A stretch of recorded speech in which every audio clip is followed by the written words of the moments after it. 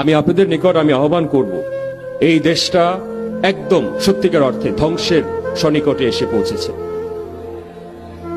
একদম ধ্বংসের একদম সনিকটে এসে পৌঁছেছে। বাংলাদেশের সরকারের তহবিলে এই যে 8 লক্ষ কোটি টাকার বাজেট, আমি বারবার বলে এসেছি, এটার অর্থের সুষম বন্টন এবং গুণগত ব্যয় নিশ্চিত না করলে, জেলা পর্যায়ে যদি বাজেট বরাদ্দ না করা হয়, দেশের আগামী 54 বছর তো 55 বছর আপনারা দেখেছেন যে ব্যর্থ অর্থনৈতিক পরিকল্পনার যে সম্পূর্ণ ব্যর্থ চিত্র, আগামী 100 বছরও কোনো ধরনের উন্নতি আসবে না যদি সুষম বন্টন এবং গুণগত ব্যয় নিশ্চিত না করা হয়। এবং অর্থের যদি ভাগ বাটোয়ারা যদি সঠিকভাবে সমতার সহিত, আপনি ঢাকা মহানগরকে গুলশান বনানী বাড়িধারাকে দিবেন 1000 কোটি টাকা এবং কুড়িগ্রাম জেলাকে দিবেন আপনি 2 কোটি টাকা, এখানে তো সমতার ভিত্তিতে একটি দেশ গড়ে উঠবে না। আজকে যখন উত্তরবঙ্গেতে যাই, দক্ষিণবঙ্গে বরিশালে যাই, পটুয়াখালী, পিরোজপুর,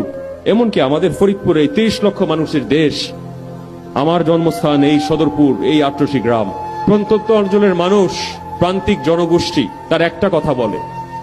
যে আমাদের বাপ দাদার থেকে শুরু করে এখন পর্যন্ত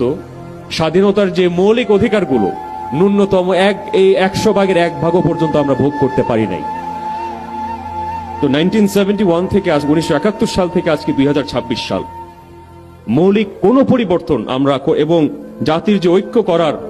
একটি সুরাহা করার একটি পদ্ধতি, যারা 55 বছরে পারে নাই তারা কি 56, 57, 58, 60 বছরে পারবে?